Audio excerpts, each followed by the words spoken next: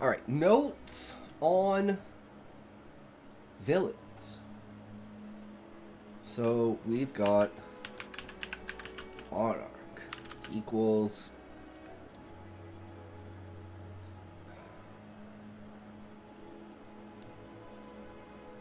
I'm like, he's not a anti-hero.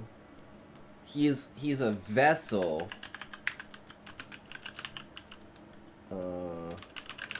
By which the true evil can spread its tendrils. It's like the Viceroy is the anti-hero slash fallen hero. Fafnir equals the enemy sacrifices himself for main characters.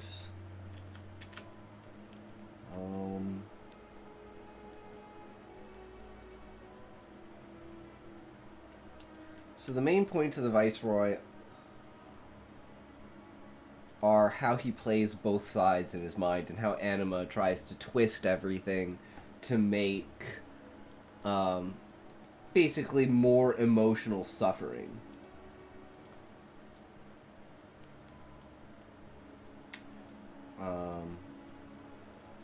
Between the characters, there's the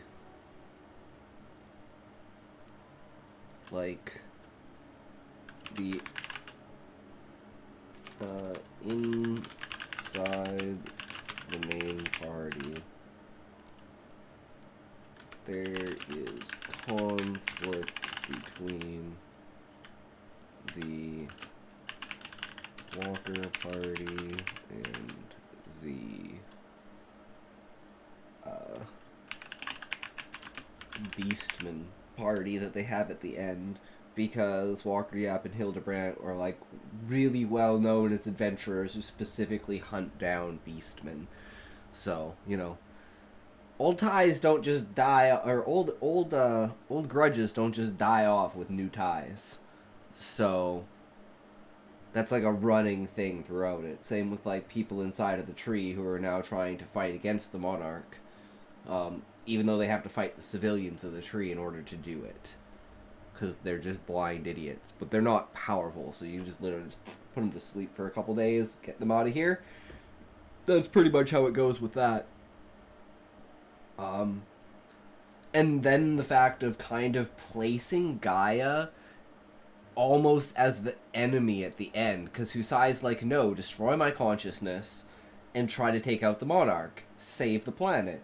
And Gaia's like, sorry bud, this just ain't gonna work. Like, we still have to deal with Anima after that, and that's if we win, and I can't afford to sacrifice you. So she almost becomes the enemy in the main conflict, and they both, like, Husai as the main character loses his conflict to Gaia, and then the monarch, although winning the battle against Husai, loses the battle against Gaia, and then the final battle between Gaia and Anima is just an eternal stalemate. But turning the monarch, because like almost every single one of the characters that's not part of the main party, like anyone who's originally from the tree, aside from Sid, Husai, and Varius, and then Zayd obviously dies, they basically switch sides multiple times throughout the story. Like, the citizens are on the side of the adventurers, and then they're on the side of the government, and then they're on, you know, they're against the adventurers, and then they're against the government, and then, you know, Husai's against the dragons, and then they're with the dragons against the Viceroy. He's with the Viceroy, then the Viceroy turns and he's against the Viceroy. He's with the monarch, and then the monarch turns and he has to fight the monarch. And then at the end, Gaia finally turns to, at least in his mind, not giving him the shot, but that's because she understands the full scope of losing his consciousness. But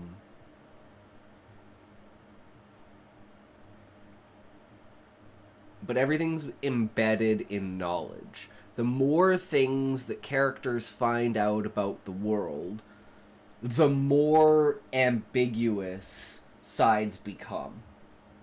Until you hit that bell curve where it's like, now we've acquired enough information to basically oust anyone who's been like hiding in the shadows and has any knowledge of all of this going on. And then that's where everything starts to turn. Because it's like, okay, we can't hide this shit anymore. I'm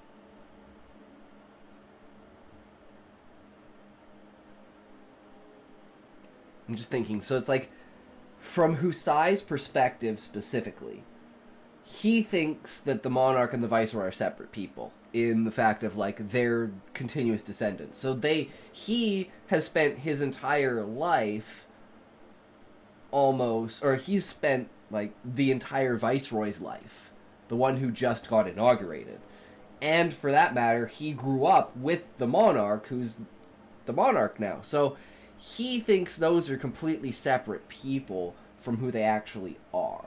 Because the monarch that he knew growing up was actually killed by the monarch and taken the place of. And that's why it's like their friendship kind of ended. And Husai never really knew why. It was like, oh, you're inaugurated as the viceroy now, so it's like, you know, you have too many, or as the monarch, and it's like you have just too many things to keep up, even though it's like they have a political and governmental structure that they literally just talk back and forth because that's what his job is as the leader of the Adventurers Guild, as the guildmaster, is to basically keep up to date with the politics inside of the tree and keep them up to date with how the Adventurers Guild is going and see if any laws need to be created or changed or anything based upon how the world is shifted in a period of time. And this is why, again, Husai is going out under the guise of doing an audit on the Adventurers Guild and seeing if in the last 50 years there's been anything that they basically need to oversee and change how the system basically works because of like the development of technology and the evolution of magic and people's understanding of things. Just, you know, over a period of time, people learn how to do things more efficiently. And if there's a system of bureaucracy in place that stops those people from doing that, then that in of itself can also be, you know, the conflict. Which, in this case, for the viceroy who's standing up and becoming the new viceroy, he believes it's his duty to bridge the gap between the Adventurers Guild and the Beastmen. Even though it's pretty much been stated by everyone that they feel that the Adventurers Guild should, like, the Adventurers Guild should be the barrier that prevents the Beastmen from becoming a part of the tree. And the Viceroy just thinks that's fucking stupid because he, like, knows a lot of Beastmen. And he's hung out with a lot of Beastmen. Now, to be fair, they're high Beastmen. There's like 20 or 30 of each race that are the most intelligent of the species that are considered high of their race. Because they're, like, basically on almost an equal plane with the lowest level intelligence of, like, avian and insectoid. Which basically puts them on the intellectual map. As opposed to other beastmen, which are basically, like, children. So, the guild has always been worried about involving them in, like, politics and government. Because, yeah, you don't put a 6-year-old in charge of something like that. That's kind of their understanding. Because even, like, larger concepts and stuff like that get lost on the Sahagin. Like, 3rd, 4th order effects from, like,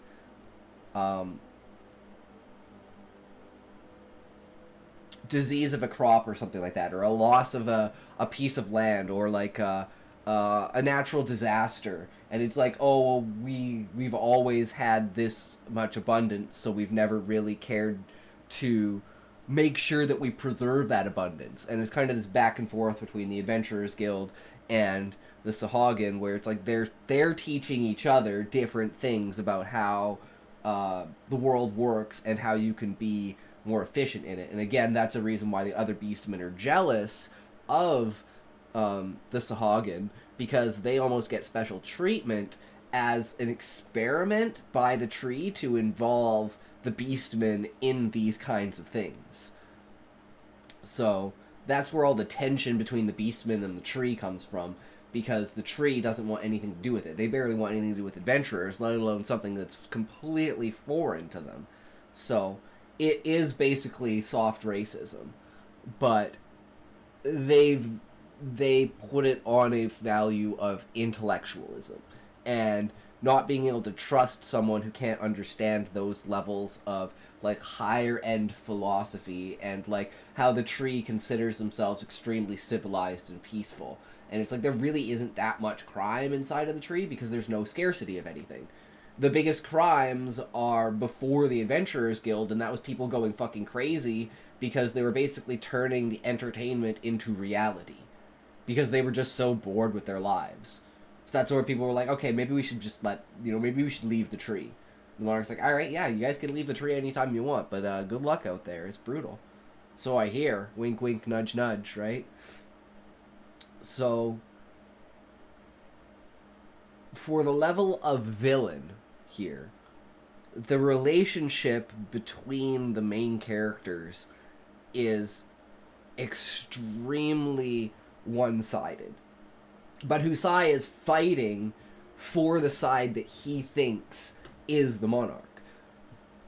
So it's like another point of breaking the character mentally and psychologically for revealing that this is not the same person. You are trying to defend a ghost. And they find that out at the end of the book when the Viceroy kills his son and becomes him. And then the reveal of everything at the beginning of the second book. But it's like, there's still hints to it here and there that I'm sure people will, like a small amount of people will pick up on and be like, no, I think I know what's going on here. But I think that's pretty much everything for what we would consider the basic build-up. Like, nothing detailed like specific conversation between them, right? That's more of like what's going to happen in the second book, because there will be dialogue, because Susai will be sitting with them, because he's also going to be making a speech. So it'll be like all of like the 5-6 highest level people of the government all congregating together talking during the second chapter, during the inauguration. So the second chapter is going to be a huge amount of dialogue. Like literally almost the entire chapter is dialogue, other than the lead up to it, like them going to Sid and him giving, like, basically rounding up Varius and Sid and possibly another character. I still haven't decided if there's going to be another character or not, because there are roles to play, but not on the adventurer side, so I need people inside of the tree, like Sid, because he's always inside of the tree. Which is, like, the only reason, and that's another thing, too, is Sid also feels bad for Zaid's death, because if Sid hadn't gathered everyone together from the tree, and he could have brought Zaid, right? But he didn't. Not because Husai didn't say he could. Husai never changed his mind, but he never asked. He was just like, nah, wait here, we'll be back. Don't worry, if we need more reinforcements, you're not gonna fucking help us. Sorry to say. That's kind of his take on it. And Zaid's like, for fuck's sakes, man. Can't do anything. So it's like, the putting Zaid in that position and the fact of what Zaid's trying to prove, so that's why he does what he does, which winds up getting him killed. So it is his fault that he dies. But it's just that prideful youth. And he was like, I'm gonna show Husai what I'm really capable of. And in this case, it's like take on 400 people without killing anyone. Without the use of, like, high-end magic. Because despite being, like, a scholar type. He's like Husai, where he's more of a melee that's in a position that is just of an intellectual position, paperwork kind of job. But it's like, it doesn't necessarily mean that you're a good mage, right? Just because you can read doesn't make you a good mage. um, yeah, I think that's pretty much everything for villains. So, let's see how our concept of our villain holds up. Hey up, Furies. Today's video is brought to you by the fabled and prophesied Mishkarian Legion over on Patreon. They helped me pick the topic and the villains that we'll be discussing. If you'd like to support us, link down below. Designing villains is fascinating and difficult, so Today we'll be taking an in-depth look at one element of designing them, their motivation. Authors can have their villains motivated. If we're looking at motivation, I mean, that's a very simple one. The depth of the motivation is extreme, but the motivation itself is simple. Consume all life, but first make enough life that consuming all life is possible. Which again is like the duality of life, and the fact that Anima wants to make the world perfect, peaceful, great, and just everyone just populate. And Gaia wants strife and conflict and pain because it teaches people the value of their own existence. Just like in the tree, how life is so stagnant that entertainment has gotten to such a bread and circus show that it literally led to the creation of the Adventurers Guild because people couldn't stand to just be in the tree anymore. And that just kind of goes along with the Monarch's plan of, oh, well, maybe we can just slowly feed people outside of the tree, and over time they'll just kind of realize how to live and stop dying. And then we'll spread out on the land. So we'll have the air from the tree, we'll have the land, we'll have the water. Then all we need to do is build into space and just keep populating. Guy's like, nah, that shit ain't gonna happen.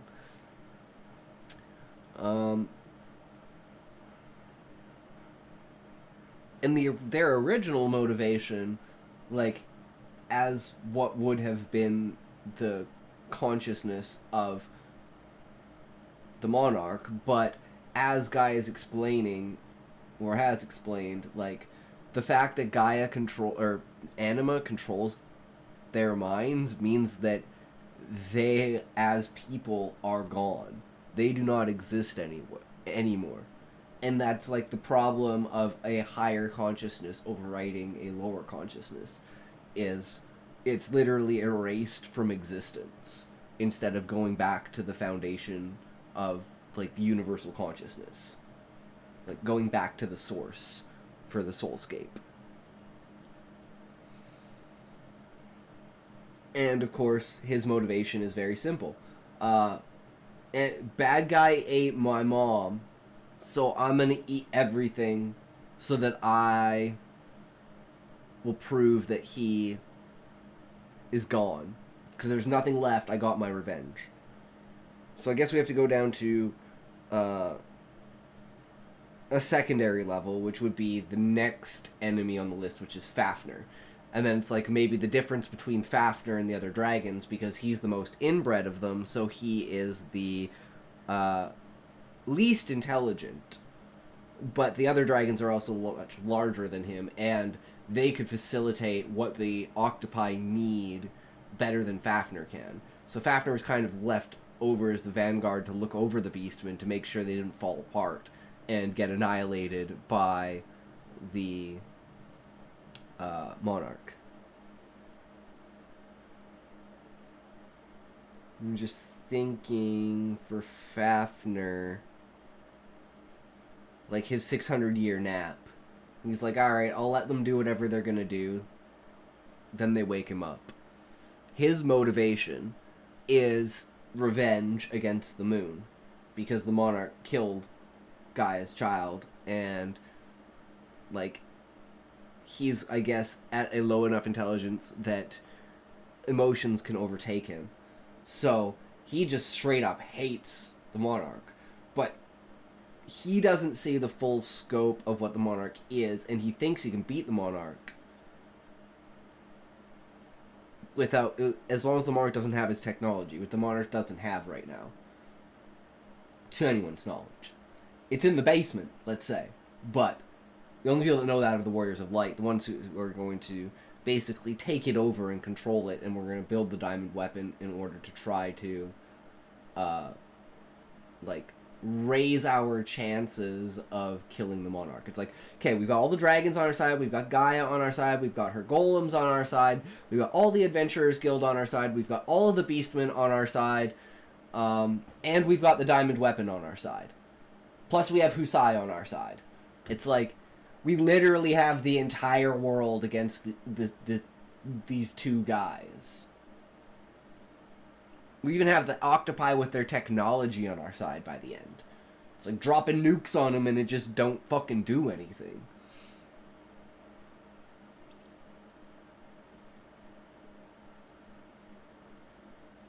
But it does really make it sound like they don't have any real motivation or reason for what they're doing. Not in a deep sense. So I'm trying to think of, let's go smaller scale, right? Like, the only other one is a character that, like, or like characters that don't exist yet, but they're part of the dark side of the guild. And like, they're like the big troublemakers that essentially the Warriors of Light have to keep in place. And I was thinking that Duarte would be like the clan leader of these guys. And he's like old as fuck. Like he's 2 years or so away from dying. And he's like in his 90s. And he basically, like, even though he's like technically a good guy, just due to circumstances, he has become, you know, this all-powerful kingpin under mob boss kind of guy. Basically using the tactics that were used against him on other people in order to basically facilitate gang mentality and upkeep like a brutal mafia style leadership of like the underground. And he isn't gonna let the Warriors of Light just walk away. So there has to be some sort of minor conflict there as well. But like Duarte's reasoning for everything is that, again, he was just kind of fucked over by people. He got stripped of his Adventurers Guild, and the Adventurers license was banished from the tree, and had literally nothing going for him, so he became a fucking criminal.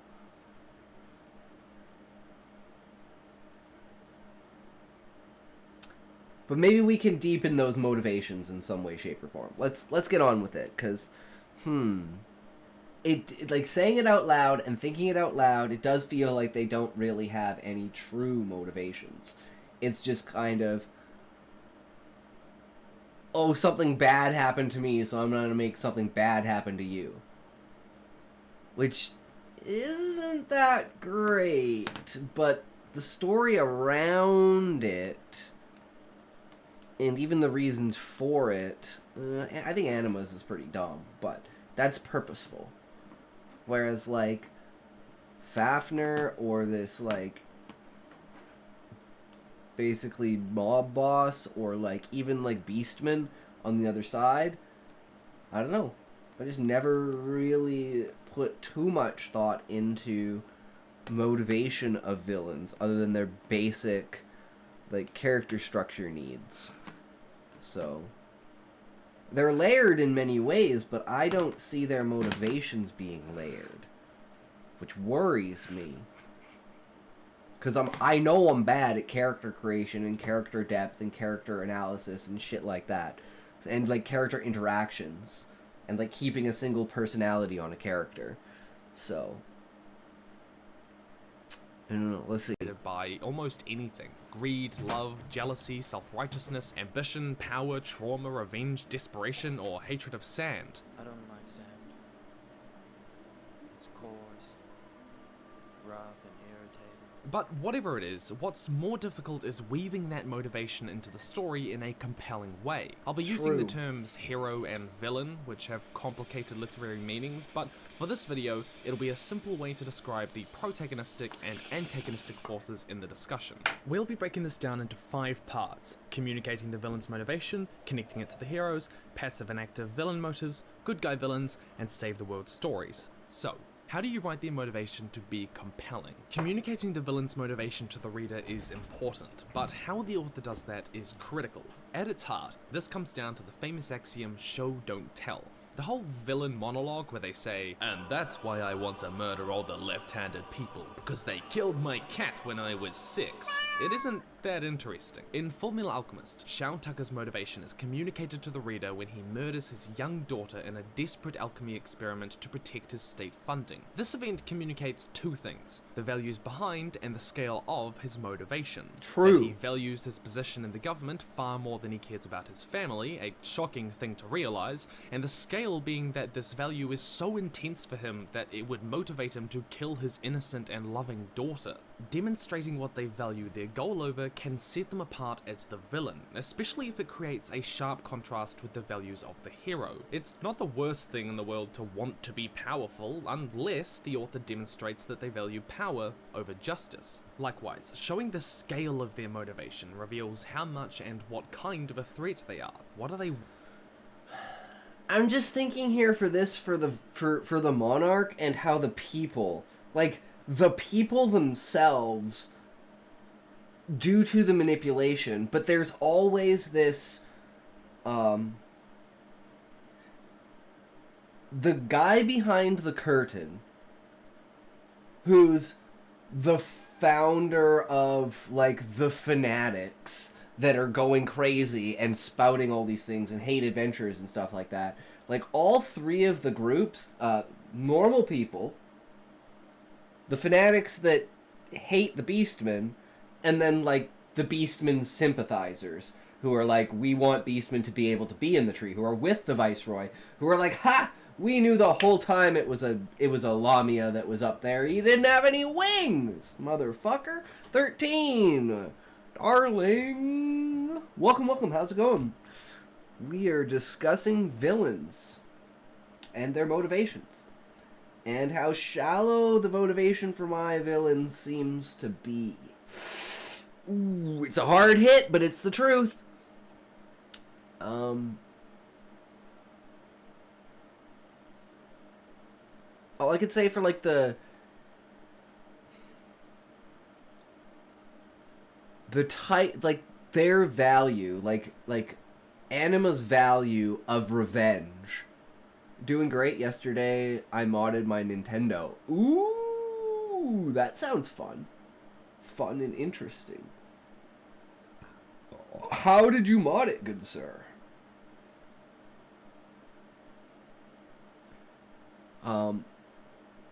It was fun. Oh, I bet.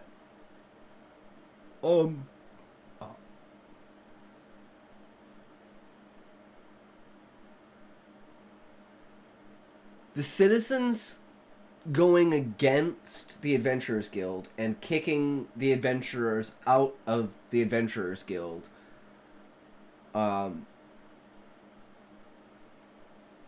is... See, I'm not married to this idea. It's like, it could be or it couldn't be, you know, there's the possibility that there's just some crazy dude out there, right? So I just don't want to say, yeah, the main fanatic, because again, it's like, it's not that deep of a character, just this main fanatical dude who just believes in conspiracy theories because he's fucking crazy and he's got nothing better to do.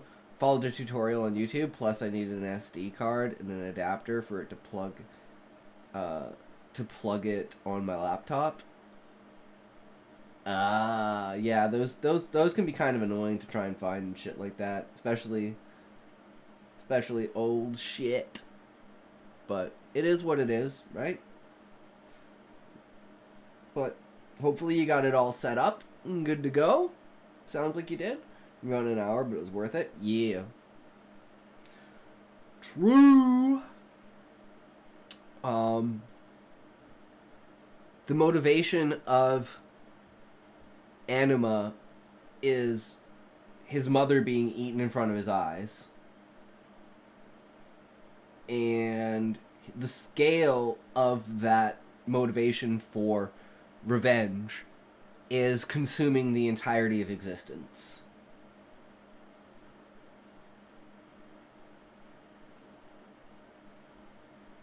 And I guess, see, I'm debating this thing, because there's the perceived monarch from Husai's perspective, until he truly finds out that the monarch isn't who he thinks he is. So the entire first book, he's almost fighting to defend the monarch.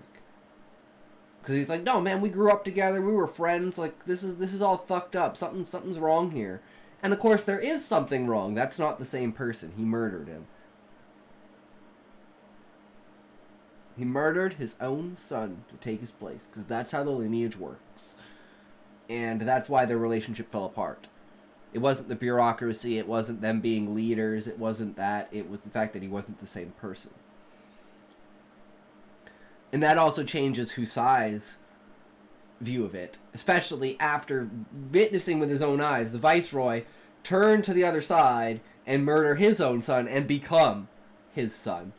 And then be like, wait, what the fuck is going on here? And then they basically get completely fucked up.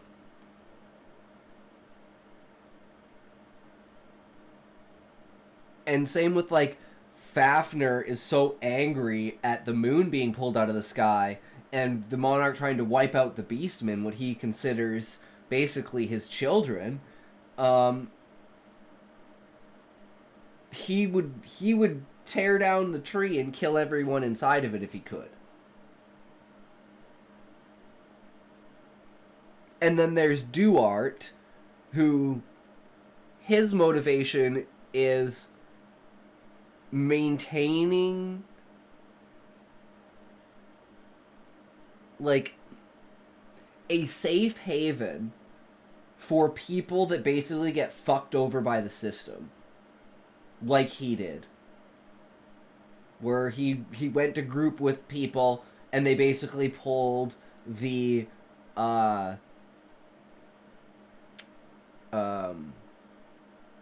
Rising of the Shield hero bullshit, where the character, like, one of the characters like, oh, you raped me, kind of thing.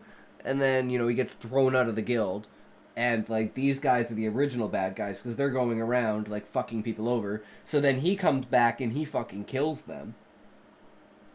And then it's like, that's the start of his progress to become the mob boss, mafia leader dude that he becomes eventually.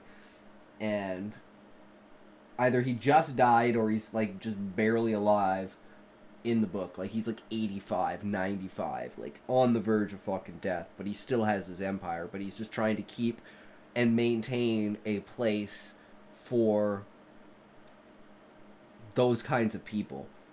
And he doesn't want the Warriors of Light to leave and reveal themselves, because he's worried that they're going... So it's like, the conflict there is almost of a, like, loving kind, just like Gaia's and Husai's at the end.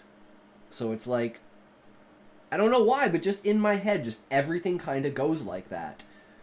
But I think that's just the idea of every character within its own bubble has a conflict with almost every other character, even in the most minuscule way. Like, one of them doesn't like banter and one of them does. And, you know, like, Gluttony and Varius are always making fun of someone because that's just how they are. And some people just don't like it, so they don't get along with them, kind of thing. And that's just, like, clash of personality, which will happen when you're literally in, like, a raid group of, like, 60 people. It's like, I've been there in real life in MMOs. So I can imagine what it's like in person with all of this in this kind of environment that it's stimulating. So I think we do have the motivation and we do have the scale.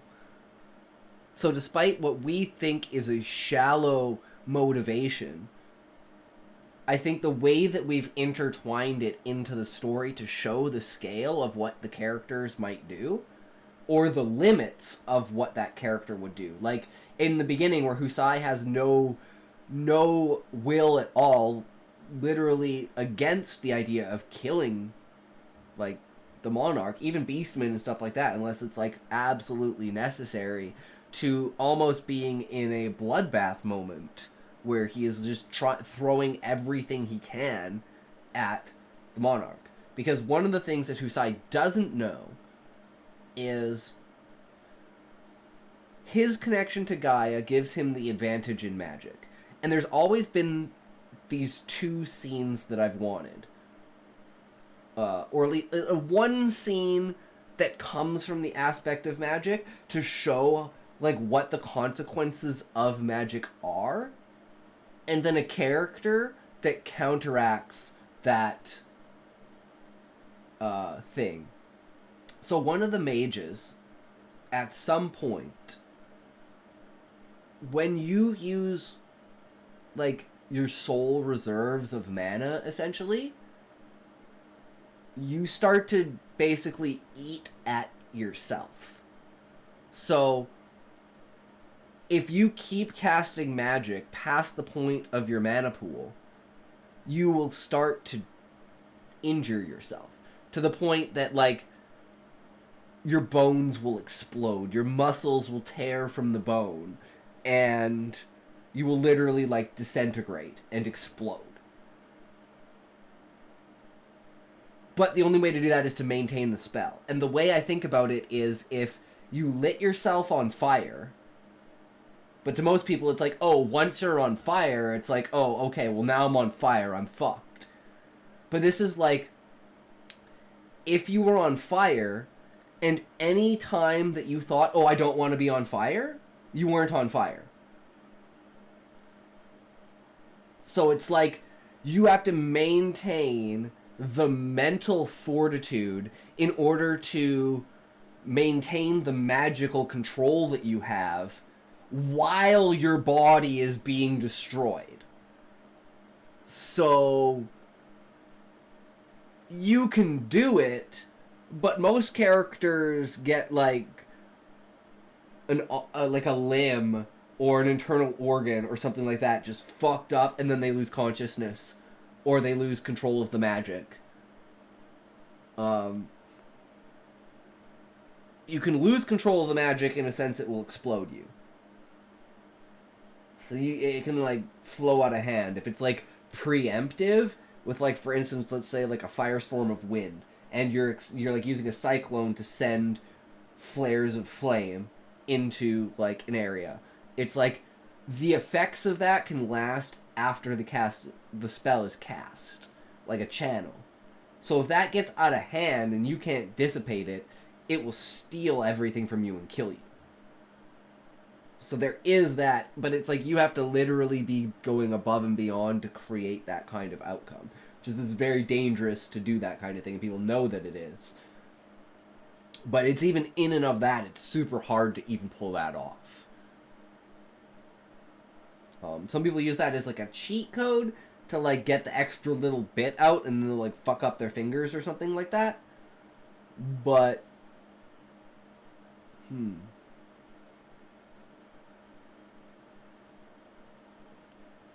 the will of the character and like how you interact with the world due to your consciousness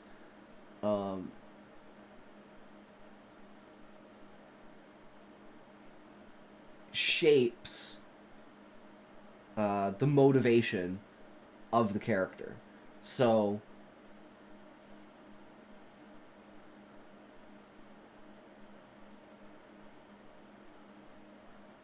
for like the Viceroy, like the good version of the Viceroy, his mind,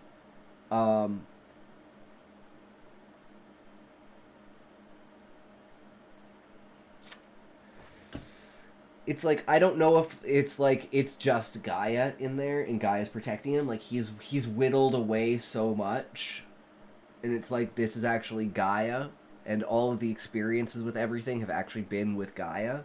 It's an idea. I don't know if I'm gonna go with it or not.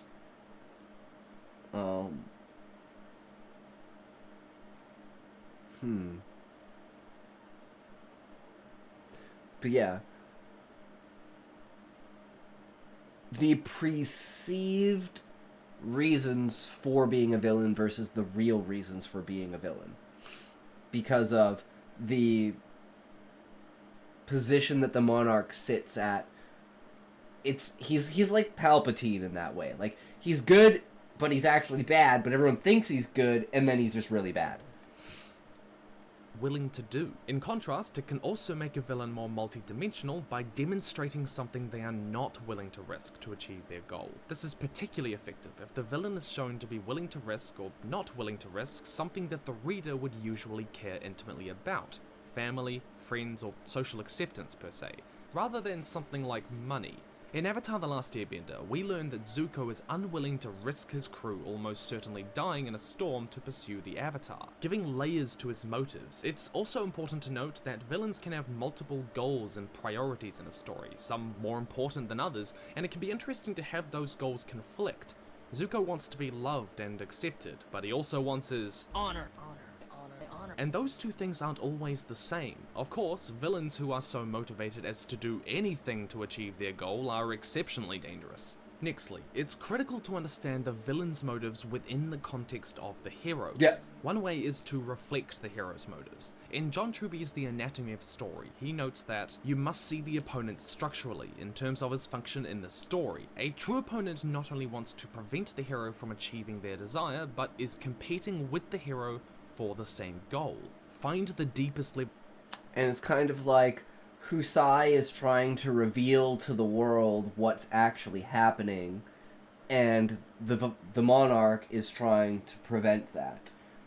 And Husai's biggest problem is he doesn't know the reason why he was shown that video, that Calm Pearl. And even I'm not sure, because it could be the monarch who's like, get out of here, go do your thing. Or it could be the viceroy in his good mind being like, now that it's like one of those like trigger moments, like the viceroy put it there, or Gaia got the monarch to put it there so that would trigger the viceroy. And it's like, there's all these reasons why, but it's all speculative. Because it never actually states anything about it. Husai never learns where it comes from, because the Viceroy doesn't, he doesn't tell anyone about it. He doesn't want anyone to see that shit. And he's worried it was the Viceroy who gave it to him. And if it is, and he shows it to him, what's going to happen? That's a big question.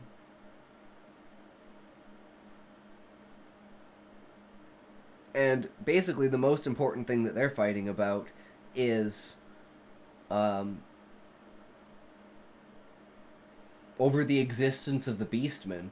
Whether the Beastmen actually deserve to be a species and not genocided.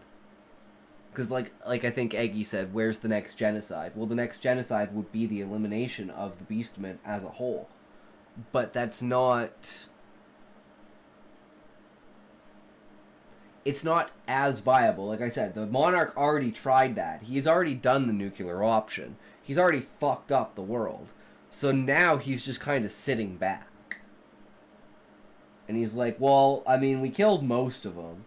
So give it another 1,000 years and we'll probably be able to put the rest of them to bed with the Adventurers Guild. That would basically have been his idea. But then all of this shit happens and it kind of throws a wrench in actually both of their plans. Because what Husai's trying to do is, originally, he's just trying to find out who he is. Then he's trying to find out who's essentially trying to blackmail him, or, if this even really is blackmail, or bring everyone together. And, like, at the end, like, with the whole point of bringing everyone together is because these are the only people in the world that he trusts. So he needs an excuse to go out in the world, gather all of these people, get them all into one room, pull out this comm sphere and say, what the fuck are we gonna do about this? And everyone's like, we go do the 100-year quest. And he's like, I didn't want to say it, but that's what I think too. And everyone's like, yeah, 100-year quest, bro, let's go. And then that's where they either find a Thomas or whatever the 100-Year Quest is, as well as the Emerald Weapon, which is the first key to putting the weapons together.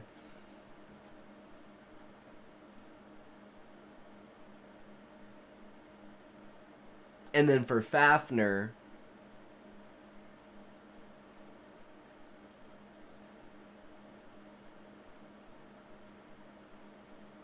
I mean, again, it is true what the conspiracies say. Like, Fafnir was trying in some way, shape, or form to use espionage to get Beastmen inside of the tree.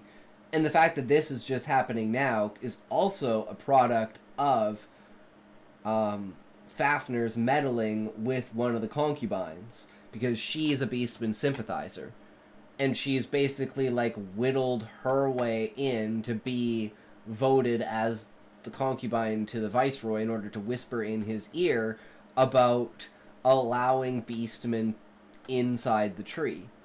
And that's the reason why he's pushing it so hard, and why she basically gave him the idea to set up Elamia as an avian and see if people would vote on its ideas, and just, like, actually not, like, manipulate it, just tell it to be like, pretend you're an avian, always wear your armor, pretend your wings are broken or fucked or mutilated in some way, shape, or form, and that's why you stopped being an adventurer, so now you're, you know, trying to serve in a different purpose, to be more of a political lead, so, you know, their ideas are genuine and everything, and then they get voted onto the council to be, like, the midway between the, like Husai is there for the Adventurers Guild on a bureaucratic level, whereas this Lamia and the council for the Adventurers is there for the political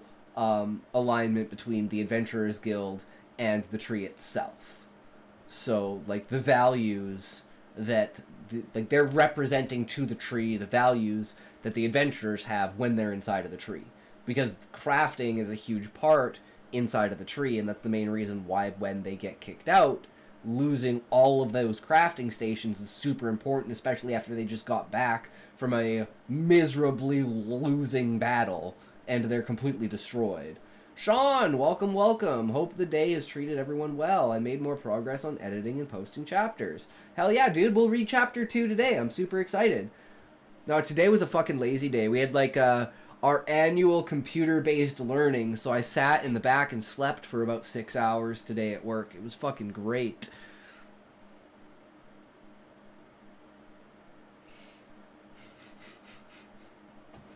It was a day. But yeah, we're talking about villains today, and the motivations behind villains, and realizing my motivations fucking are very shallow, unfortunately. And I'm like, how can we intertwine this to make it better? Chapter 12 is posted. Nice. And then we're writing a story today that's it's a monologue from a villain, and it's the whole, like, every single trope of, like, a supervillain doing his monologue, telling the hero all about, like, he's captured the hero, and he's talking to the hero, and he's unveiling his whole grand plan and everything, and then it gets to that moment where you're like, oh, well, now the hero is gonna, you know, escape and do his thing, and then it turns out that, like, the hero's already actually dead. And the villain's just doing his monologue because the hero is dead. And they were, like, you know, like, partners or something like that, and, like, the bad guy just went down the wrong path, you know, and the other guy just couldn't look the other way, so they became, like, you know, super enemies, and then it's like, you know, that whole the villain is saying, like, oh, I'm the same as you, kind of thing, but you're just not willing to go to the lengths necessary to get your ideals across to the world. Right?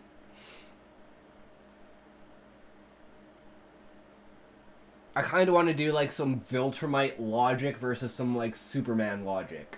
Like, the justice through oppression peace through oppression or justice through, what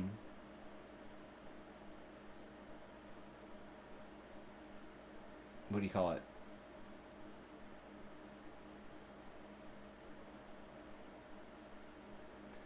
I recall an episode of Step by Step where Dana is shocked to discover that professors don't like when students use big words that are perfectly succinct small words that do the same job.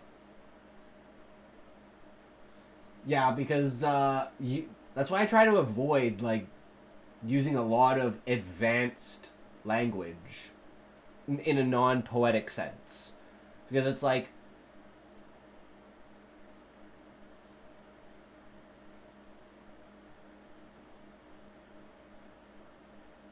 I'm saying you could say immaculate.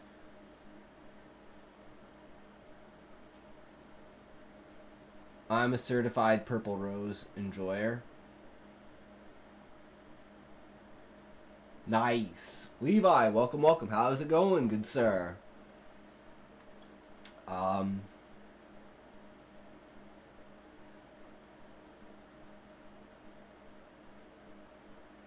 I blanked what I was saying. I can't think of the other word. It's going night. Sounds good.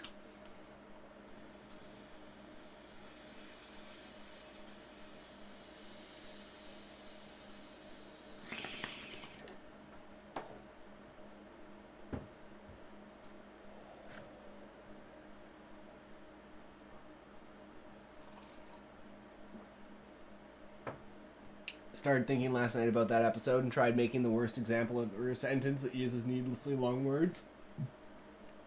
True. Level of conflict between them. Ask yourself, what is the most important thing they are fighting about? Underpinning this is one critical question. The genocide of the Beastmen, obviously, and whether lower intelligence life forms actually deserve to exist. Because they're of no use. And it's not like at first Husai thinks he can be logical in this sense, talking to the monarch and like get him to snap out of it, but it's like, no, you can't. You're not gonna get through a celestial being who can see millennia in a split second. I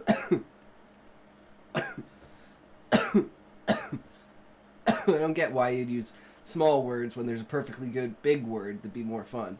See, Levi, I like to use those words in a poetic sense, but if you're going for like a logical mathematical description of something, I think using big long words is not the way to go about it, unless you're like trying to portray that kind of style.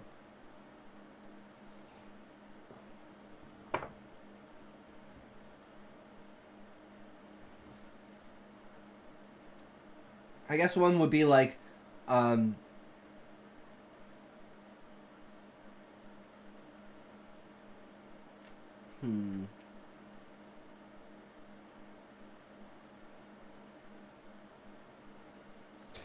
Nah, I guess that's not a good example because that one scales.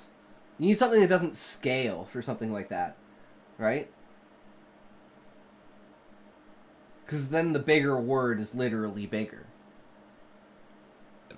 Which motive will best bring your villain into conflict with the hero? In Alan Moore's The Killing Joke, the Joker and Batman aren't just fighting over the fate of Jim Gordon. The Joker wants to prove that ordinary people are just like him if they have one bad day, whereas Batman...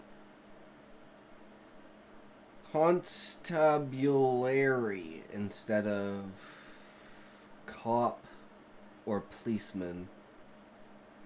Enlightened instead of clued in.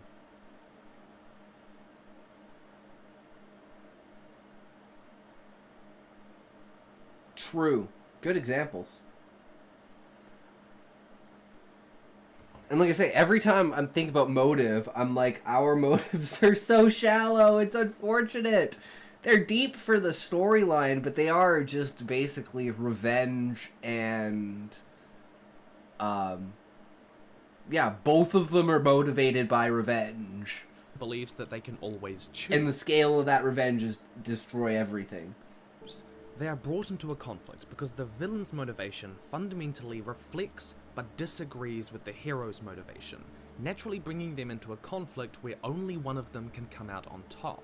A second method is to share the hero's motives in a way that brings them into conflict. In The Godfather, while there was a pretense of the conflict arising around disagreements on whether the New York crime families should peddle heroin, the actions of the Tartaglia and Bazzini crime families were clearly motivated by values of family, loyalty, and a sense of vengeful justice. As opposed to The Killing Joke, these values are shared by the hero, but it's sharing them that creates a cycle of vengeance and violence that fuels the conflict of the story. If the values that underpin the villain's motivation wouldn't naturally bring them into conflict with the hero, then it can seem a weak justification for their involvement in the story. The story wouldn't work so well if the antagonists were motivated by greed, but the protagonist didn't care about greed. Either having such different motives that it creates conflict, or such similar motives that it creates conflict, can be an effective way to ensure that the momentum of the story is firmly grounded in that relationship between the motives of the hero and the motives of the villain.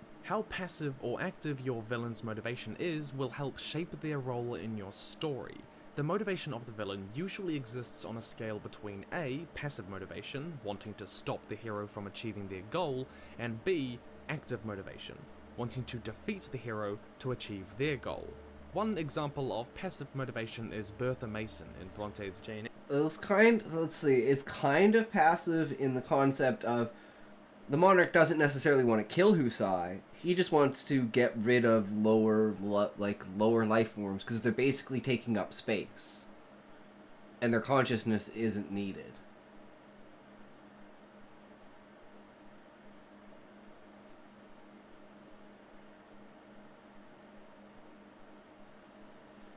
And now all of a sudden this brings in another idea that I didn't think of, is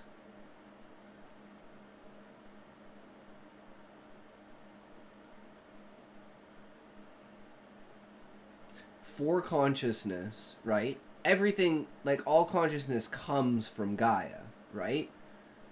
But the consciousness gains its own momentum in like existence. So by creating more consciousness, it actually creates more consciousness. So it's not like no matter how many beings there are on the planet, it's the same consciousness. It's like Gaia gives out the tiniest little bit of consciousness to the beings, and then from that tiny consciousness, like a seed, it grows into a tree. So at some point in time, I have to answer that question of, well, if all consciousness goes back to the source, then why does the monarch, or why does Anima care that there's more consciousness? And it's because it was only a piece of Gaia's consciousness that was spread, and then it grew into something more. So it's like the more seeds that she spreads of life, the more trees, the bigger the forest, the bigger the meal.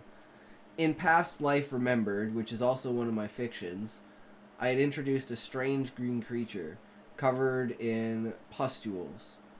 There were 3 so far, each one using slightly different approaches, but attacking the community where the main character lives. It wasn't until the 3rd one appeared that I had any clue why they were even there. Yup, it happens sometimes. It's like, I'm not trying to make a story that doesn't have any holes, right?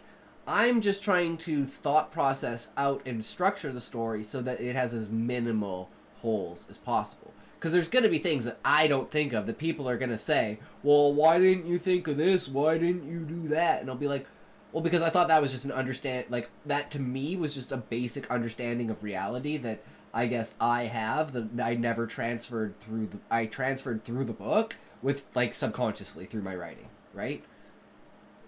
And it's like, oh, I didn't even know that was a storyline, bro.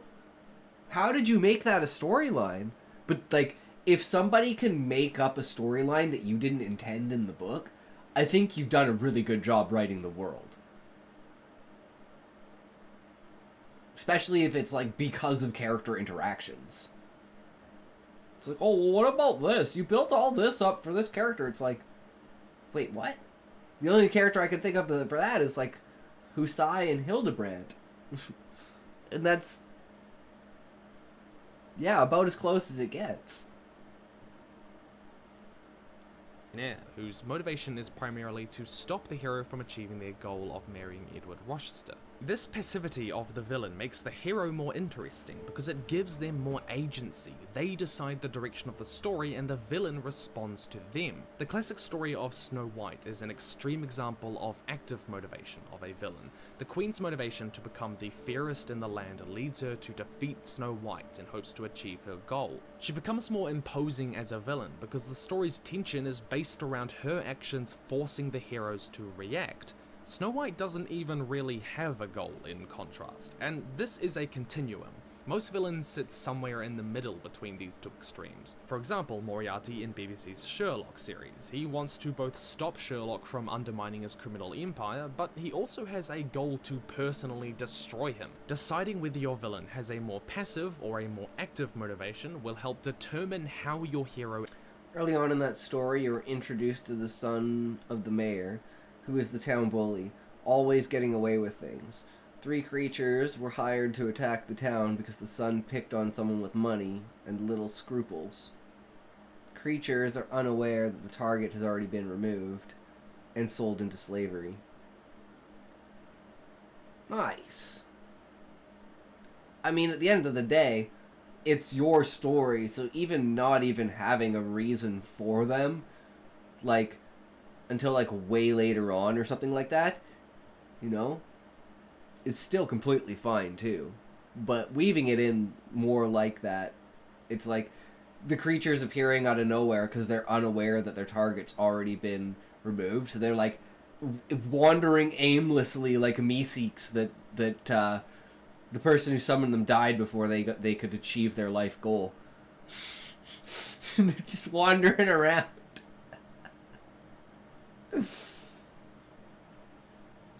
And villain are brought into conflict, and where the agency of the story lies. More active villains tend to feel more like a threat, while more passive villains tend to give heroes agency in the story. Now I want to talk about... And that's where it's like, Fafnir is more of an active threat at the beginning, but then becomes an ally, whereas the Monarch is a passive threat, and almost seems on Husai's side, in a way, but just, like, the pressures of his position don't allow him to align himself with Husai because of the population. About a phrase that I commonly read in writing articles or hear in writing videos. That is that the most compelling villain is the one who believes they're the good guy, or the hero. But this isn't entirely true. Let's discuss this a little more closely. This idea rose to prominence with the recent trend beginning with the grittier comics of the 1980s and 1990s through to the rise of darker fantasy like Lawrence's The Prince of Thorns, and now what we see in the deconstructive realism in stories like The Last Jedi. That is, to set aside the binary morality of good and evil heroes and villains in favor of a grey morality that makes the audience respect or even agree with the villain. From this comes the assertion that the villain must believe that they are the good guy. And there's nothing wrong with having such a villain. It can create incredibly compelling characters, like even Lucifer in Milton's Paradise Lost, who he makes out to be a sympathetic villain that the reader can understand. This trend led authors to explore the experiences that made the villains believe what they do, to an extent that hadn't really been done before. In Alan Moore's graphic novel Watchmen, readers can relate to Ozymandias' disillusionment with authority and anger at how humans fight one another. Seeing this play out in the Cold War was an experience that motivated him to take action. The reason that the good guy villain motivation works is that it creates a more relatable and therefore more believable character, which can give the impression of complexity and depth. This is not only because that complexity often arises out of them taking a particular moral position on a nuanced topic that society is still discussing, but because that complex moral motivation can easily be tied to human experiences, love, greed, fear, or anything else. Good guy villains can also heighten the tension throughout the story in a way that other types of villains can't. And I want to talk about another phrase that I commonly hear. The best villain is the one that the readers cheer when they see them defeated. But this isn't true either. In the TV series Vikings, which by the way has some of the best screenwriting I have ever seen, go watch it. King Egbert and Ragnar are on opposite sides, with Egbert technically being the antagonistic force for much of the series, but the audience grows to understand, sympathize with, and love him. Such a to the good point that series. they want neither Ragnar nor Egbert to be defeated or killed. Good guy villains allow the writer to create a central point of tension where the reader wants neither the villain nor the hero to be defeated, giving the story a distinctly tragic undertone, one that Vikings masters. Another advantage to good guy villains is that it allows the author to more easily use their motivation to further develop a theme. To continue with the Watchmen example, Dr. Manhattan's decision to kill someone to prevent the world returning to chaos helps the reader question the inherent value of truth, justice, and the concept of the hero. Theme is primarily explored by how the hero confronts certain challenges in the story, but this exploration is often subtle and written between the lines, per se. In Victor Hugo's Les Miserables, Javert's motivation of an absolutist morality of law, order, truth, and justice presents a sharp contrast to Jean Valjean's belief in redemption and separating law from morality, to the extent that Hugo used their struggle as a metaphor for the struggle between these two ideas, the theme. A morally grey villain motivation allows the author to explore a theme in a way that evil villains cannot. It more easily allows for a comprehensive discussion between multiple rational viewpoints, creating a And that's kind of what happens between Fafnir and Husai. Is they kind of, you know, once they've battled it out and understood each other, it's like Fafnir's like, you know, I imagine while they're fighting, it's literally like back and forth monologue for each of them. Husai saying the reasons why he's fighting and, you know, trying to defend the Adventurers Guild, cursing Fafnir for destroying Garuda, and then Fafnir saying, well, you guys weren't using Garuda properly. Do you know anything about technology? Like, do you know the reason why I'm fighting? And it's like this back and forth between their ideologies and their understanding of the world. And by the end of it, Fafnir convinces Husai to join up with him. And the proof that, like, there's two aspects to the proof that Fafnir is going to show, which is he's not killing Husai. He's standing down. He just needed to force someone's hand to get their attention. That's why he attacked Garuda. And unfortunately, like, casualties are just a mix in the thing. So I imagine it being like from Vinland Saga, where it's like why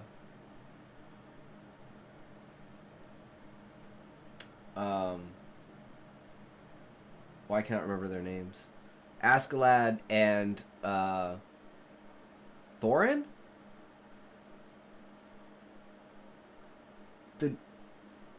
But like they you know, like they start off fighting each other, and then it's like, oh well we're actually buddies now, and it's like water under the bridge. Thorfinn? No. Thorfinn's the kid, the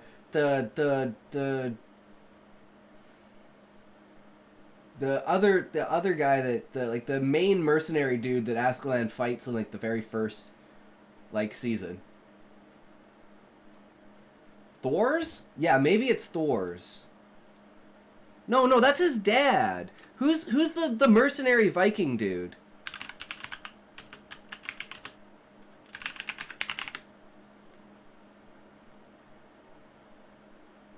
Thorkel, I think.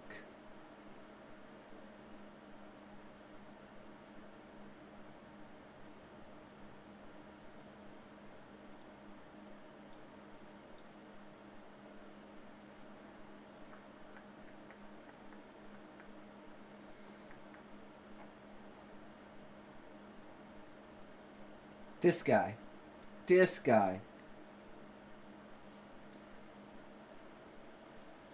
Him. Yeah. Because they're like fighting hardcore, right? And then they become allies. So it's like, that's kind of thing. Thor's is Thorfinn's dad. Yeah. He's the one that, like, too many Thor names. Yeah, I know, right? Thor's death is what we based Zayd's death on. Is him, like, only it's like him fighting like 400 civilians, and he refuses to kill any of the civilians, and they eventually overwhelm him and fuck him up. But it's only his refusal to not kill anyone, and he stands his ground long enough for the Monarch to show up and basically put a barrier up to protect the Adventurers Guild from people going in and destroying the Adventurers Guild. But again, the Monarch also doesn't want to kill anyone, but, you know, he's like, you gotta get out of the guild, you gotta get out of the tree, and Zayd's like, nah, I ain't doing it, you guys are gonna burn this place down. So man, if he had stood for another 4 or 5 minutes, we could have been fine, but nope. It just happened way too fucking fast.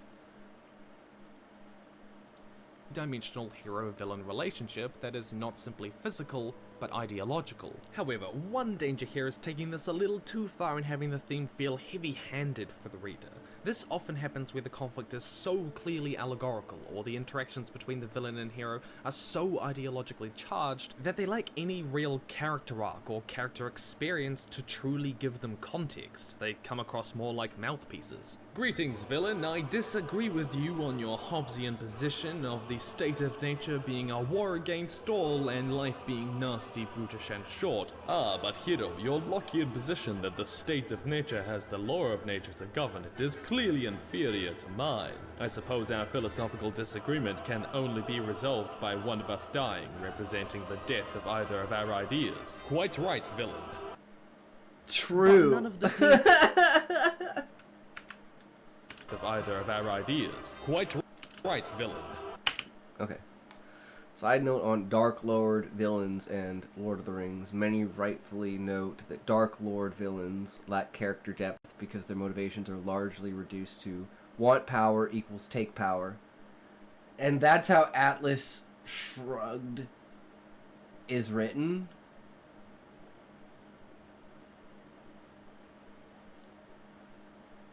That's how Atlas Shrugged is written.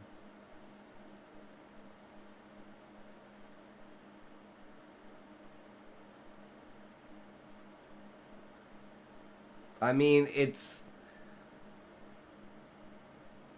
Levi, that's literally the story that we were going to write today, except the villain has already killed the hero. So it's only from the villain's side, but the villain, like, you know, asking the hero the rhetorical questions you would expect the hero to respond to, but since they're rhetorical questions, he's not responding, right?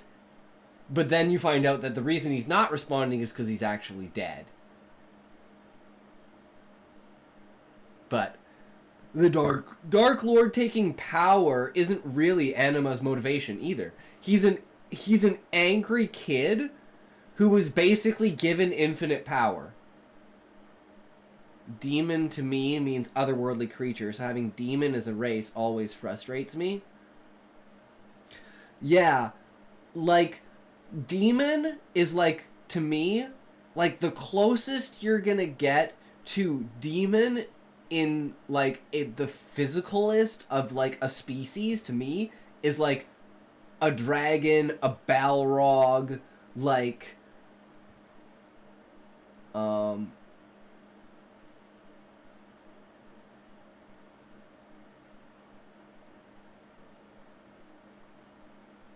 trying to think of other things, like Cerberus? But it's like, yeah, I feel like demons aren't necessarily a physical being. I always think of demons as, demons have to possess a physical being, right? They're more of, demon is interdimensional traveler. Yeah, exactly, right? Spirit entity. You could think of, like, the idea of Seth as a demon.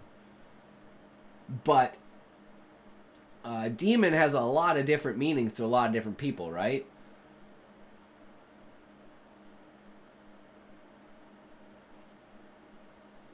So, but usually it's contrasted like demon and angel, right? Like one is a force for good and one is a force for bad. I feel like taking those out of context from that is like diminishing to the anthology of a demon. It's like watering it down. It's like until, like you said, we have like demonkin, where it's like you have like a race of sentient beings that are basically humanoid that are demons, instead of calling them something else, right? If I were somehow able to rip a hole in the fabric of space-time and enter a different dimension, such as Danmachi, then in my definition, I would be a demon. Interesting.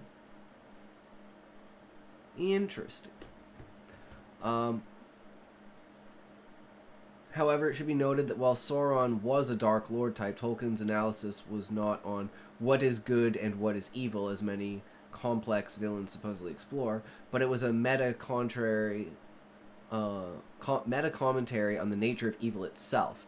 Tolkien made Sauron evil, but designed him in that he was a being corrupted from good.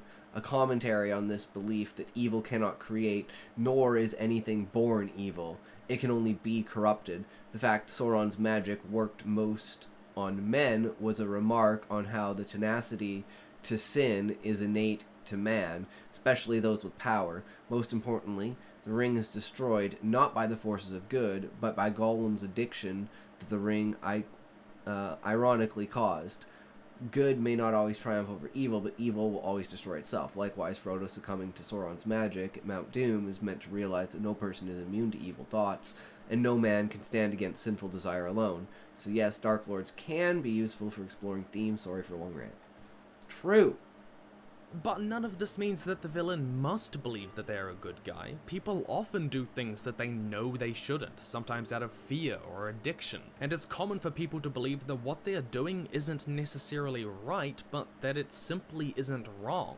A great example of this is Tywin Lannister from A Song of Ice and Fire. Yeah. As leader of House Lannister, Tywin orchestrated the mass. Oh, I was thinking about the fabric of reality today. It's entirely possible and untestable that there exist material forces that don't interact with any of the ones we interact with.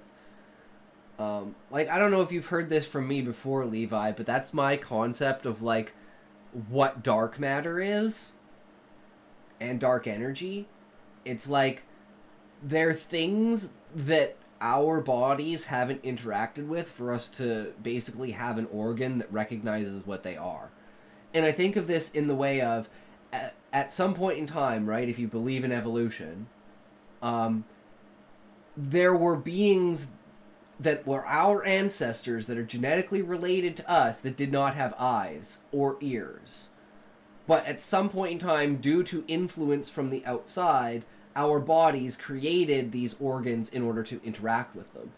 So I believe in millions of years or other species possibly have an organ that could see dark matter. And if you want to go even further than that, you could say opening your third eye using your pineal gland is the way to view what dark matter actually is. And that's like the idea of angelic entities. It's like the physicalness of a celestial being's consciousness spread throughout the universe. But who the fuck knows?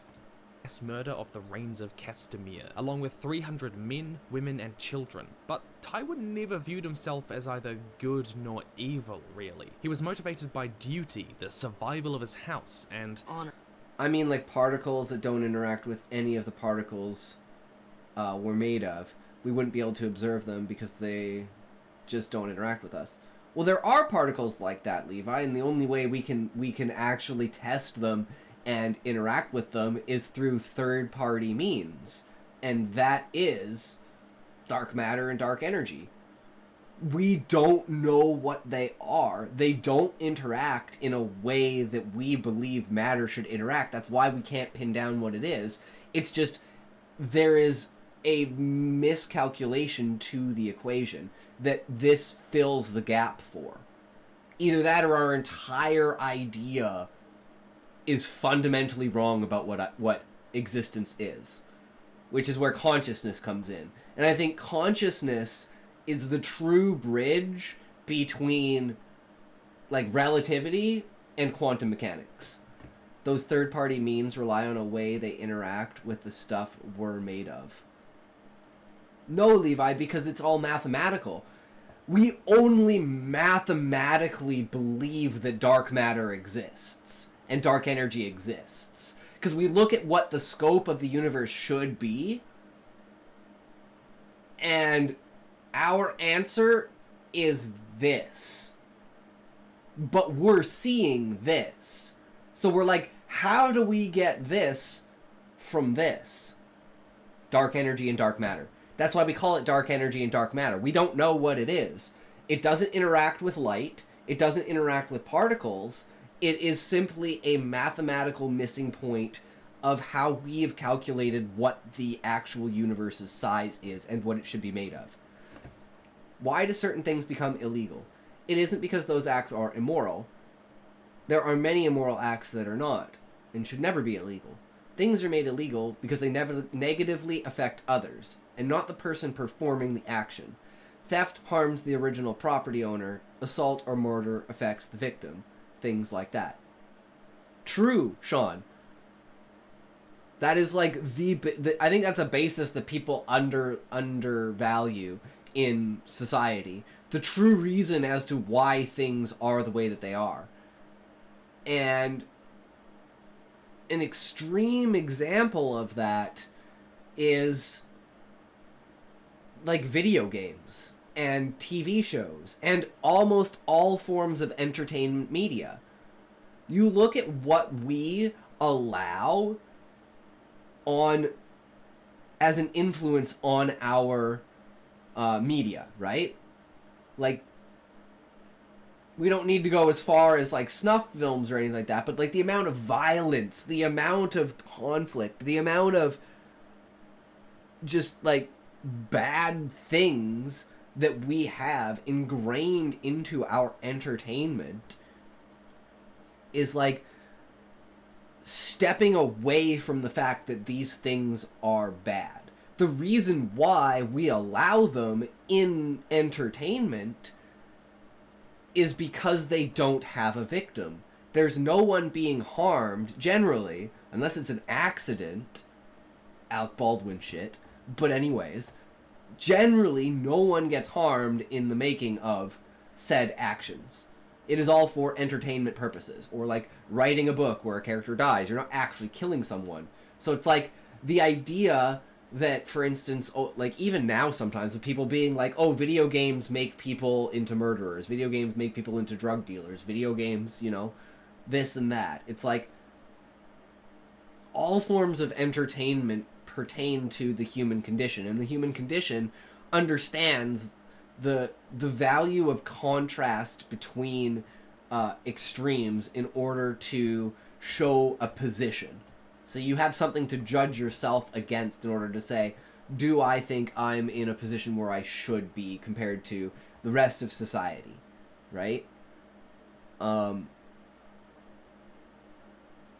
Without the understanding that the reason for the illegality is having a victim, and understanding that there is a translation between like if you look at a Venn diagram of people that have the potential to be violent and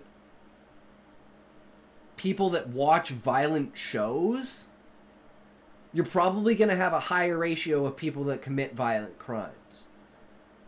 But at the same time, if you take a normal status of the world, like that person's going to go off on anything, right? It doesn't have to be entertainment that sets them off. It could be real life. It could be anything. It's an illusion of the act, not the act itself. Child loving in a game doesn't make the player a child lover. Indeed, Sean, or even having the concept of it in a game or something like that. It's like you killing things in a game or torturing like an animal in a game is not the same as doing it in real life. And it's 90% of the time the person is only doing it in a game because it's a game. If you gave that same person a real animal and said do this to it, they'd probably be fucking horrified. But it's because they know that it's fake. It's not real. It's not harming anyone. It is just an expression that allows people to... it isn't illegal to be a child lover. It's illegal to act on the impulses. True, Sean. I mean, I wouldn't go about saying that you are. Valium would be all over your ass and be asking you if you're French. But anyways, yeah. It's like, the thought doesn't mean the act. The thought can lead to the act. People that don't have any control of their impulses probably will eventually hit that point. But that's just how they are, and nothing is ever going to stop them from that unless you fucking kill them before it happens. Right? And it's usually not on the first try. I want them to admit they are before they act so they can get help before a child is affected. I mean, that's completely logical, but I'm saying from their perspective. If somebody was, but could control their impulses, I highly doubt they would want to out themselves. Because that could fuck up their entire life, admitting something like that. Right?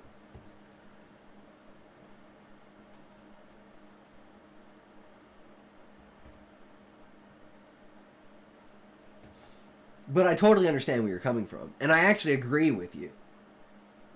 Because having more of a sympathy placed on it for somebody who has the feelings but has never done it, it's like I could feel sympathy for them knowing that, like, I've had a crush on a chick and not been able to do anything, so it's like I couldn't imagine being in a situation of something like that. I just fucking couldn't imagine. Because I feel like I've never grown up. So, like, I am the adult who, like, goes around and plays with the other kids. I'm like, alright guys, let's go play hide and seek. You know, like, oh, what dragon are we fighting today? What's the imaginary foe? You know? Let's go play tag! Like, I'm the guy who's always, like, engaging with, like, at a family event, like, the kids. And it's like, kids love me and shit, because, like, I'm always telling stories, I'm always hanging out with them, I'm always, like, you know, I'm the guy who's, like, climbing trees with them, going on the monkey bars, swinging, you know. So it's like, people get really weirded out sometimes when I'm hanging around with the kids. When it's, like, not a family event, and it's, like, you know, like with my niece and nephew at the playground, and I got, like, 8 kids around me, and we're all freaking going down the slide. And it's like people will say to me afterwards, like, you know, mention something about it to me. And I'll be like, that's just their lazy-ass fucking parents that don't hang out with their fucking kids because they're just, like, sitting there on their phone. I'm like, why aren't you up here going down the slide, bro? You're the guy who acknowledges that they are people. Exactly, that's why kids love me, because I don't treat them like kids, I treat them like people. And not a lot of people do that. And I get a lot of flack for it, but I don't give a fuck, because I ain't changing. I know I'm not doing anything wrong. That's the other thing, right? Is like, okay, I mean, you're allowed to be overprotective for your kid. When your kid comes up to you and says, man, I met this cool guy today, and they start talking about, like, a fucking 33-year-old, yeah, I could definitely see where parents could get upset, right? But it's like, if I'm at the park with my niece and nephew and my sister and her husband, and your kid's hanging out with me and you don't know that, I'm sorry, but you're a bad parent because you've basically abandoned your kid. And you're not watching your kid? You don't know that your kid's hanging out with other kids and talking to other kids' parents? Like, I don't know. I'd say that's something on the parent.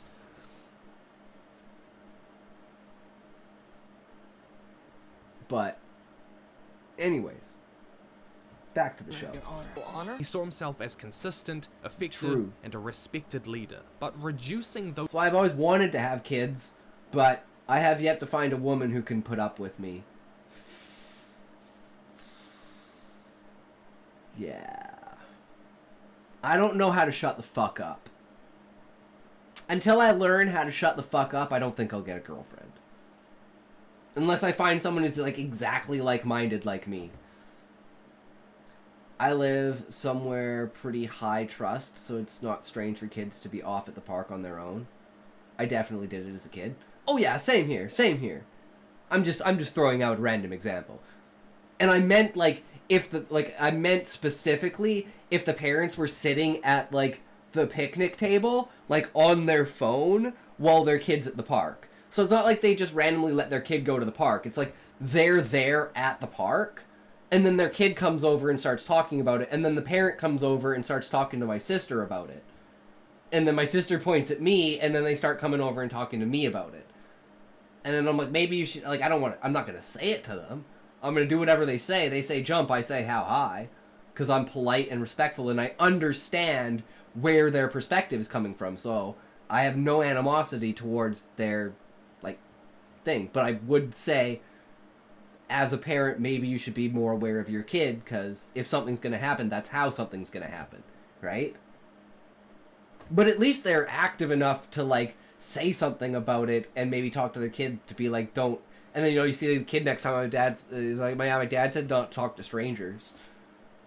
And it's like, all right, I go sit down, man. I back myself the fuck out of that situation. Because at the end of the day, I'm the adult. I'm the one with self-control. I'm the one who, if perceived in any way, should back down, right? It just makes sense. I'm a reasonable person. I know this sounds corny, but be yourself. You'll never get a true lover unless you get to meet the real you. Don't put on a mask. Don't act different. Don't do things you wouldn't do normally. No, I just mean, Sean, I'm terrible with, like, the straw that broke the camel's back with, like, frustration and temper. Like, I will hold it in until the dam breaks on the wrong person. And then I'll flip out at someone for absolutely no reason. And when I flip out, I fucking flip out. And yeah, it's bad. So it's like, I know that's a bad part of myself that I could see, like, I need to work on myself, right? True, Sean, true.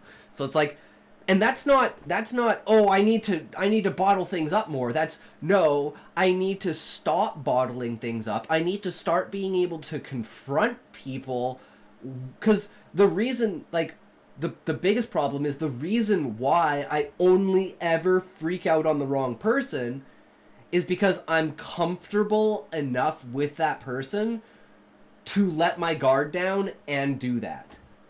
Whereas, like, I would almost never do that to someone at work, but I have done it before. Like, I've said fuck you to someone at work, like a manager at work. One time in my entire life. Over the fucking toilet. Because we only have one bathroom in our store and only one stall. And then we only have one cashier because they're fucking retarded. So I'm like, if I have to take a shit and I've been waiting an hour and a half to take a shit, I'm going to take a shit before I shit my pants. I'm fucking sorry. Fuck you. But, yeah. Journaling helps. Write everything down that happens in your life. Not only does it get it out of your system, but you can use it in your writing later. I know, Sean. I'm just lazy as fuck. Canadian politeness on display. True, Levi. Like, yeah. So, my thing is I need to be, not get more comfortable with conflict, just be more willing to be brave in those moments and actually step forward and voice my opinion instead of, you know, freaking out on someone that I care about. You know? What's wrong with discussing something with someone that I'm not comfortable with versus freaking out at someone that I am comfortable with, right? It's a mentality thing. Those concepts too good would be overly simplistic for his character, and there are some few people out there who genuinely don't care if it's wrong, or don't believe in such things as right and wrong, for For example, Hannibal Lecter in Harris's Silence of the Lambs. These are each fantastic and compelling villains that don't believe they are the good guys. Forcing a villain to see themselves as either good or evil restricts how they can view themselves and their motivation to this binary morality, when in fact motivation is far more complex. This also risks undermining any themes associated with their motivation, because very few thematic ideas can be reduced to conceptions of what is good and what is evil. True. But let's talk about Tony Stark's weekend plans, saving the world. The villain's end goal is intimately connected to their motivation, and the magnitude of the villain's goal necessarily impacts how the team... See, and that's kind of one of the things, is the like, as the story progresses, the magnitude of the story also progresses. It's like, okay, so I'm the leader of the Adventurers Guild, and I'm going out on an adventure. Let's go do an audit of the Adventurers Guild and see if it's running functionally. Okay, let's fight some monsters, meet up with some beastmen, gather a couple of my old guildmates, pick up a couple of new party members, and... Oh, what's that? The beastmen are gathering an army? Okay. Let's go fight that army. So we've gone from, like, individuals to small groups to a large group to a massive group. And then from there, it just continues to scale up with, like, the entirety of the Beastmen forces plus the entirety of the Adventurers Guild, you know? Fighting off the Monarch. And then eventually it's just, like, planet explodes. Celestial being fight now. But it's like it every time it adds a little bit of element of zooming out, just like slowly but slowly, and then it's like, holy shit, the scale of this is insane. And then the Allied forces show up, Shinobi forces show up, yeah, exactly. And then it's like they're all fighting, but it's like, you know, it's all of the side characters, and it's like Husai, the Warriors of Light, and everyone are like, you know, they're, like, prepping the diamond weapon for the ultimate plan. And it's like, distract the Monarch long enough with the main forces so we can fire the gravitic weapon to get through his shield. And it's like, the gravitic weapon takes out his shield, they can get through his shield, and then it's like Husai and everyone else inside of his shield. Well, everyone is outside with the Viceroy. Like, this is, since yesterday, this is kind of how I've come up with how the battle is going to go. They're going to use the gravitic weapon, they're going to get inside of the shield, but only certain people are going to be able to get inside of the shield, and the Viceroy is going to be on the outside of the shield, basically defending the shield and trying to take on the rest of, you know, the Beastmen forces and the dragons and everything, while the Monarch is inside dealing with the main characters, Warriors of Light, Husai, you know, all of that. So it'll be a battle on two separate fronts, and then when the battle starts to go bad, it'll be the battle inside of Husai between Gaia and him wanting her to take over his consciousness and her refusing to take over his consciousness. And then near the brink of death, she just, or even at the point of death, when they do get killed, she just destroys the planet, and like their consciousness returns to her and she reincarnates them basically, and then they, you know, do their whole end thing. But it's like, that's pretty much how I envision the entire last battle. Maybe even something to do, well, yeah, because like she's going to take the tree and use the tree as a weapon too, right? So it's like the tree is going to turn into the bow that she uses. The sun is going to be the arrow.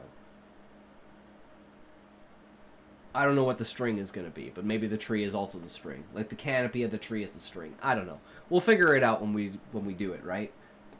That's the small nuance and detail that we'll leave up to when we're actually writing it out, like we did when we were writing Chapter 1. Tension in the narrative is built. Villains have plans that range from murdering a cockney chicken with a proclivity for knitting, to obliterating all life not just in this universe, but every universe or reality. One factor in building tension is raising the stakes in the story, what could be lost. Throughout the story, the stakes continually rise until the climactic point, often described as the do or die moment, where it feels like one wrong step could lose the hero everything. In Stephen King's Under the Dome, Barbie and Julia's pleading with the aliens to let the few dozen remaining people survive is one such moment. At no point in the story previously was more at stake, and it's here that an issue arises for save the world stories, where the villain is motivated to destroy or take over the whole world that you've built. The tension in the do or die moment relies on the reader's ability to believe that whatever is at stake could be lost. Yeah. But it is incredibly difficult to convince the reader that the world could be taken over or destroyed, meaning deriving the tension solely Which is why, this is very important, which is why it has to be shown that the monarch has already done that before, by taking the moon out of the sky, and by showing the scope of his capabilities. That's what makes it plausible to the reader that the monarch could actually win. At least that's what I'm trying to portray to the reader. from that possible destruction weakens any suspense for the reader. Because of this, it can be effective in Save the World stories to derive the tension less from the fate of the world and more from the fate of the characters and things involved. One great example of this is the episode The Waters of Mars in Doctor Who. The fate of the world is at stake with the characters attempting to stop a terrifying virus reaching Earth, but that point of tension in the story is treated as secondary to the tension surrounding whether the Doctor can or should get everyone out alive, and whether the virus will kill them each individually. It does this in a few ways. One, the heroes spend far more time concerned with whether they or their friends will die than with whether the villain is getting closer to their goal of destroying the world. Two, even though the danger the villain poses is on a worldwide scale, its threat is primarily established by the danger it poses to individual people. If the reader never sees the lives of real people at stake throughout the story, they're less likely to believe that they can be at stake during the climax. And three, the obstacles that the Doctor faces during the climax are not integral to stopping the virus reaching Earth, but stopping the virus killing people. They actually establish very early on that they can blow up the base to kill the virus if they really need to. Where your villain's motivation and end goal involve the destruction of the world as we know it, deriving the tension from the fate of the characters or things involved. And that's exactly why the total end battle thing is actually between Husai and Gaia, and over the moral decision of destroying consciousness. Can be an effective way to maintain tension. It also helps with immersion, because readers are typically attached to characters more so than they are to a world, something they can't relate to personally. True. So, what have we discussed on villain motivation? 1. Showing the values behind their motivation helps set them apart as a villain, and showing the scale of their motivation helps demonstrate the kind of threat they pose. True. Beyond this, villains can have more than one priority in a story, and it can be interesting where those conflict. 2. Finding the best motive to bring them into conflict with the hero is important. 2 ways to do this are A. having their motivation reflect but disagree with the heroes, and B. having them share the motives in a way that draws them into conflict. 3. A more passively motivated villain tends to highlight the agency of the hero, while a more actively motivated villain can appear more imposing. 4. Good guy villains can be more relatable for the reader, give a distinctly tragic undertone to the story, and allow the author to... I mean, it's kind of tragic, because you're learning that Anima's mom got eaten in front of him, but it's like, yeah, dude, you can't go and eat the entirety of the universe just because your mom got eaten in front of you, bro. Grow up. Easily develop theme. However, motivation is rarely ever as simple as good or evil. And 5, Save the World stories find it difficult to sustain climactic tension. One way to deal with this is by deriving tension from the fate of those characters or things involved instead. But that is... And that actually brings back to, like, Chapter 1 and the death of all of those characters in Chapter 1, and, like, the showing of Fafnir, plus how the Monarch kills, Torg. Because the Monarch and Fafnir have a conversation there. Because once the Emerald Weapon was defeated, the Monarch was like, oh, okay, shit, they're gonna get to Fafnir. I better get over there and start having a chat with him before, shit happens. Because the last thing Fafnir knew, the world was kind of fine. And the Monarch's like, alright. We're not gonna genocide the Beastmen, right? It's all good. And Fafner's like, no, fuck you, bro. And Fafner tries to fucking kill him. And one of the signs of that is going to be when they get to where the 100-year quest is. Because basically no one's allowed in the area. Because it's a super fucking dangerous area. Because it's literally the only area that hasn't been conquered. And dungeons themselves, due to the nature of them being the idea of like sky cities, technological cities, they literally have like robots guarding them, and they self-repair. So like they're good training areas on the outside, but this area is like super dangerous. And as long as the dungeon isn't fully like completed and basically turned off and shut down, then those robots will continue to basically create more of themselves and infest the dungeon until they break outside, and then they just keep spreading. And it's like one of the jobs of the 100-year quest is to like almost keep that in tow. That's kind of what it's become, because no one's been able to defeat the dungeon. But despite defeating the Emerald Weapon, they never got a chance to actually fully deactivate the dungeon, because in the center of all the dungeons is a power source, and usually they remove the power source if the dungeons are active, because if the dungeons are still active, then they're self-repairing and like self-procreating their own defense systems, essentially. And since they know that they crashed, they think that there's an emergency, so they just keep producing more robots and like defense things to defend the city. From me, question of the day, which is your favorite board game? I am in love with Settlers of Catan, but I was gonna say Catan. It's not bad. Like for all the board games, it's pretty short. You know, it's a good social game. There's no real fighting. It's fun to talk economics, and I love it when my road gets blocked. Pandemic a bit more. It is amazing. Let me know down in the comments below. In the meantime, I would love for you to come follow me over on Twitter, Facebook, or email me stuff that you made in the address. Links in the description below. I try to stay in contact with the community. Otherwise, come support me on Patreon. We've got. All right, that was Villains. I think we did pretty good. So despite having kind of a very shallow type of